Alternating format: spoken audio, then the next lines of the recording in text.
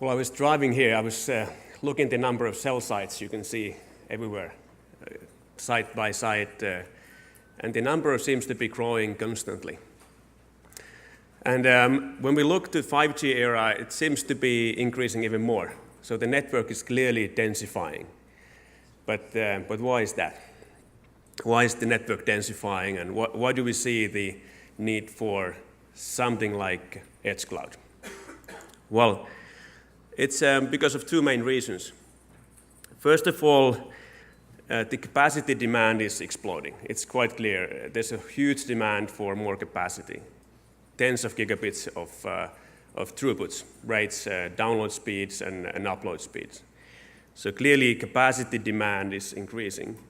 But simultaneously, the latency wants to go lower. We want to decrease the amount of latency in the networks, have much lower latency networks. And of course, since you're all engineers, it's a very hard problem to solve. While you're tripling 10x more throughput, you're lowering the latency to a fraction of the network latencies that we have today. So a typical LTE network today performs somewhere between 14 to 20 milliseconds of round-trip time latency.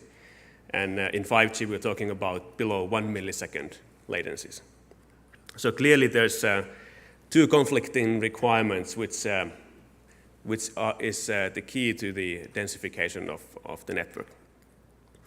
One other aspect which is critical is that how far we can put actually the edge cloud location from the actual radio. And it's quite easy to illustrate that. So if you look the speed of light, the capabilities of how fast light travels on the fiber, and you try to reach 1 millisecond latency end-to-end in the round-trip time view, you can already plot a picture that shows you that the edge cloud location cannot be more further away from the radio than maximum 50 kilometers away. So we're not talking about central locations anymore where you would have only few central sites, central data centers per country, for instance. So the network architecture is also a key aspect that is driving towards the edge. We cannot do anything for the speed of light, but we can pull some other tricks, which we'll discuss briefly. So clearly, the data center approach for mobile networks is not suitable today. It's very hard to deploy data center hardware, data center kind of equipment on a radio site or on a cloud location, edge cloud location, far edge location. And that's also because of a few reasons. First of all, there's no space to have a full rack, full height rack. You might not have AC/DC connectivity the same way that it's needed in the server data center location. And also the hardware, just in the physical dimensions, for instance, the depth of the server might not be suitable for a radio location. So we need to address that somehow. And that's what we will talk a little bit more today. Another thing which is critical for the edge cloud locations is some of the telecom requirements that come from it with it. So for instance, NEPS requirements, so the seismic earthquake requirements, some other kind of specific requirements related to high availability. So it's not okay to, for instance, have the high availability concept working on rack level or working on multiple servers level. You need to have that also in a smaller scale for smaller deployments.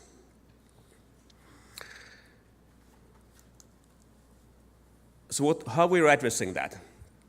So we're happy to announce the Nokia OpenEdge server, the new portfolio as part of the Airframe server portfolio. I will talk on the next slide a little bit more details, but basically it's a solution that can actually go on the radio sites.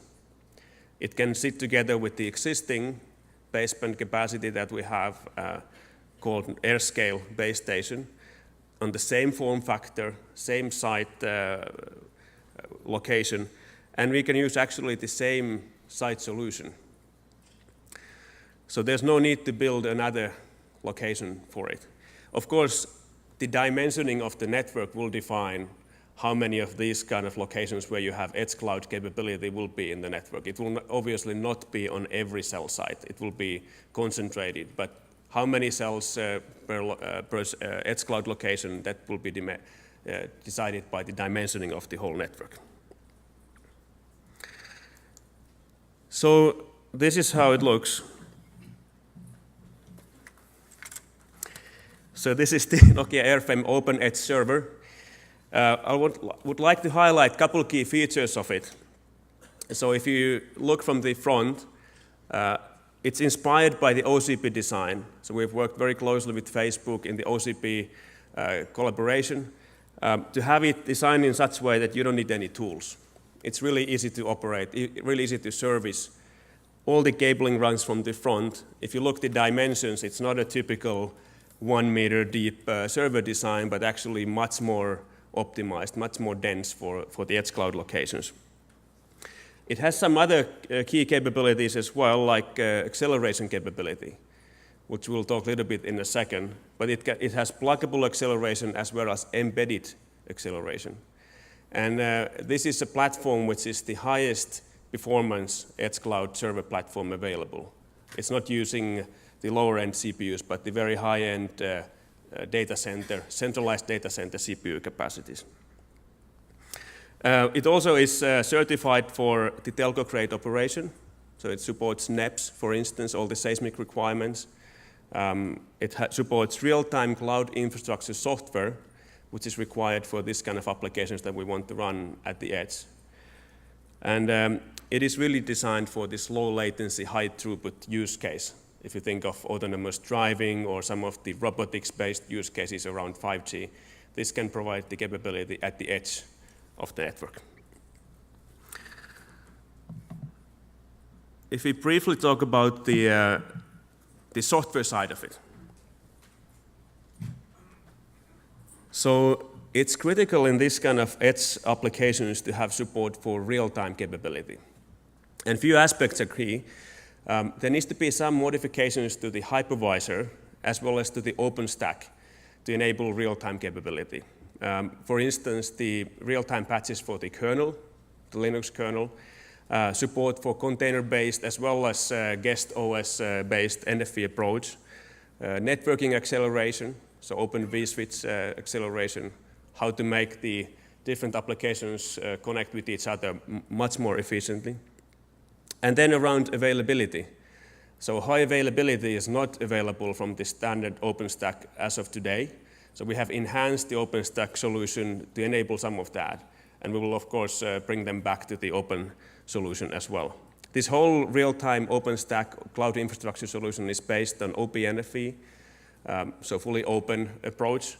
And it's scalable from single server to multiple racks, which is another kind of requirement which is key for these edge cloud locations. So a lot of real-time capability has been built into it to support the new deployments, the very low latency requirements that we have. Another one is the accelerator capability. So we have put some special thought on how to accelerate the key functions at the edge of the network. So Nokia launched a ReefShark chipset portfolio in January this year that provides key accelerator capabilities for the base station workloads. And all of that is now available for the edge cloud server capability. So for instance, the offloading of layer 1, layer 2 real-time functions with significantly better performance than running them only in a software. Same for content acceleration. So for instance, encoding, decoding, enriching the transcoding functionalities of the voice transcoding or video transcoding, orders of magnitude better performance than in software only, and also machine learning AI capabilities, so enhancing the inference and training capabilities right at the edge. Because we believe that the machine learning capability in the mobile network has to be distributed. It will not only be able to run on centralized locations, but has to be distributed together with the application.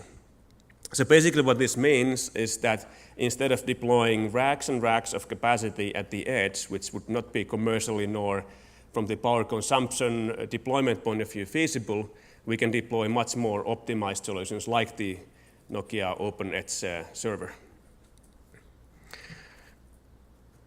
As a summary, would like to show you a video, if it starts playing. I got to go back. No, it's not playing.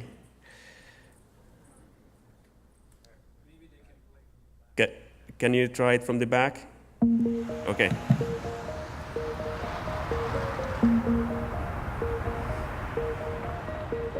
The safe roads of tomorrow depend on communication. Autonomous vehicles and sensors will need to exchange information to predict hazards beyond the line of sight.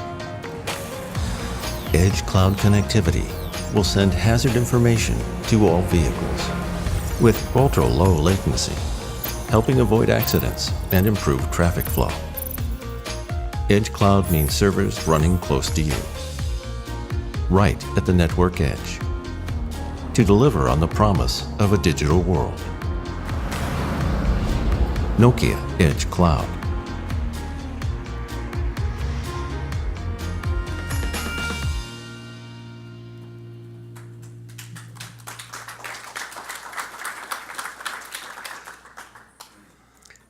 Okay, thank you. It's as a summary, Edge Cloud deployments can be started today. There's the hardware solution available, there's the software solution available for it. It can boost the performance of the network, since the densification of the network is now happening, and it will increase, it will accelerate over the 5G deployments. And this platform supports the AI capabilities with the acceleration to enable the new use cases, the new functions of the network. I also wanted to invite Dan Rodriguez from Intel to say a few words about Intel views on Edge Cloud. Dan, here, please. And thank you very much for allowing Intel to be a part of this really exciting announcement from Nokia. So the network of the future, it needs to be transformed to be more open, nimble, flexible, but also more distributed in nature. And when you think about what's happening today, you're seeing a lot of talk about modernizing fixed networks, plans for 5G, as well as talks of a plethora of new use cases traversing across our network. So the modernization of the edge is truly essential to be able to enable our networks to run a wide variety of virtual network functions from that location, as well as have the ability to deploy services from that specific location. It must become more software-centric and harness all sorts of cloud computing capabilities to allow comm service providers to really scale the workloads by compute, bandwidth, and capacity in order to dial in the right quality of experience as well as the right TCO. Now, one great example of a point in the network that truly needs to be transformed is the central office. And there's a concept right now called Next-Gen CO. And this Next-Gen CO will support a wide variety of devices, number of subscribers, both fixed and mobile network functions, in addition to deploying all sorts of services. You can really think about it as really a local edge data center with a much smaller power and area footprint as compared to traditional or hyperscale data centers. And when you think about one of the workloads that is truly ripe to be running at the edge, I first and many immediately think about immersive media, high bandwidth, low latency. And then you imagine today's COs, and you think about the amount of compute and storage in those COs today, and I would argue that they don't have the flexibility, the nimbleness, or the speed to keep up with the use cases that are going to happen within the 5G era. And then, in addition to this, you also heard Henri talk about radio sites. And by utilizing mobile edge computing in combination with virtual RAN, you can turn that site into an app developer's paradise, because app developers can take advantage of the real-time information from that location, the RAN's proximity to users, and utilize all sorts of fine-grained analytics to deliver the right experiences from that location.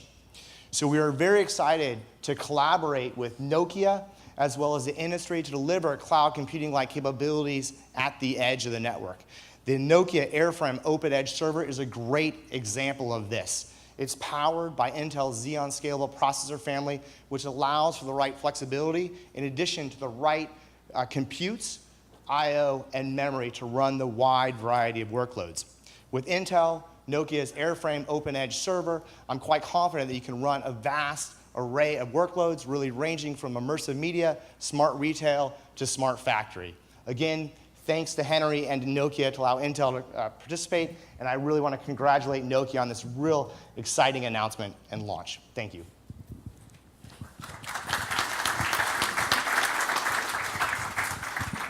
Thanks, Dan. So there's time for a few questions, if you have those. Let's take, let's do this we first. So can you hear me? Yeah. So my name is Tervonen. I'm from Huawei again. So I heard your presentation is more about edge computing. How is it related to the mobile edge computing? I saw the location seems like airframe and base station is co-located. Are you talking about the mobile edge computing based on Intel chipset? Is that you are doing, and you're also using your own acceleration chipset? Is that what you are talking today? Yes, absolutely. So the mobile edge computing applications can run obviously on the platform. Have you ever considering the ARM-based solution for the edge part, for the mobile edge?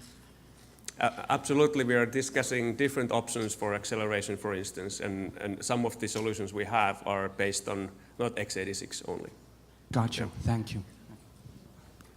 Hi, Henri. It's Chris Dupuis with 650 Group. Hi there. I'm sorry. No, not at all. Okay, so I'd like to understand what you mean by pluggable and embedded acceleration. Can you just explain exactly what you mean? Do you mean that every server is going to come with embedded acceleration, or some will and some won't? And just kind of explain more specifically what you mean by that. And what exactly are these things going to accelerate? What elements of the network would they accelerate? Sure. I can actually go back to this slide so you can see an overview. Let's change this here. So obviously the pluggable would be pluggables that are optionally pluggable. I mean, you can plug them if the location needs for the workload needs such acceleration. There's some functions which are embedded, which would be on every server.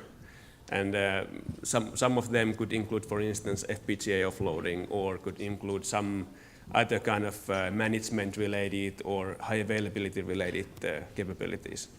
Some of them are hardware, some of them are software-based embedded capabilities. And on the applications, clearly we're looking into the offloading for those applications which are very CPU cycle hungry at the edge. For instance, basement processing at the edge, or machine learning inference parameter tuning at the edge, or video acceleration at the edge, or analysis of the videos. Yep. Questions.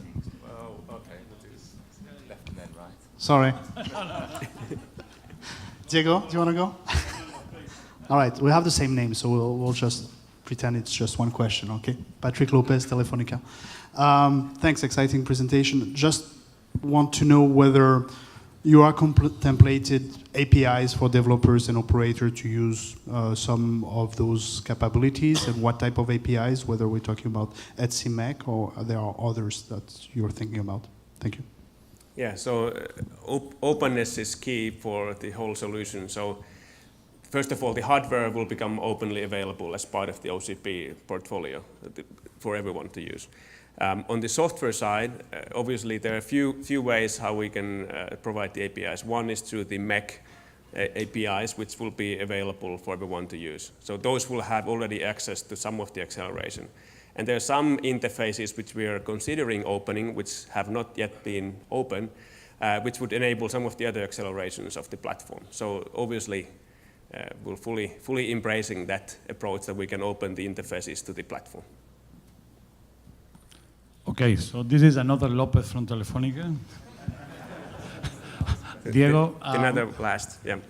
No, just no. It's looking at these acceleration capabilities. I'm a little bit surprised that you include things like machine learning. I don't see the need for for applying the learning at the edge necessarily, but what really surprises me is that you don't mention here any crypto offloading or whatever. It's something that is in your crypto. Okay, crypto, yeah, sure. I didn't specifically mention crypto. Obviously, crypto is available, yes. Okay. Yeah. What's the rationale for the machine learning stuff? Yeah, I'm sorry. The rationale for having a machine learning acceleration Okay, in an edge I can server? give one clear use case for that. So think about the radio interface. So how many things there are that you can optimize with machine learning capability at the edge if you, for instance, think of beamforming. So massive MIMO beamforming is a functionality that enables, for instance, tracking users, tuning the beams, following the users with the beams. And of course, you can optimize that by enabling it with some machine learning capability, giving it a view of the actual environment where the radio sits. So there's plenty of things that can be done at the edge to optimize the network performance as just one simple use case for machine learning. Great. Thank you, Henri. Good. Thanks so much.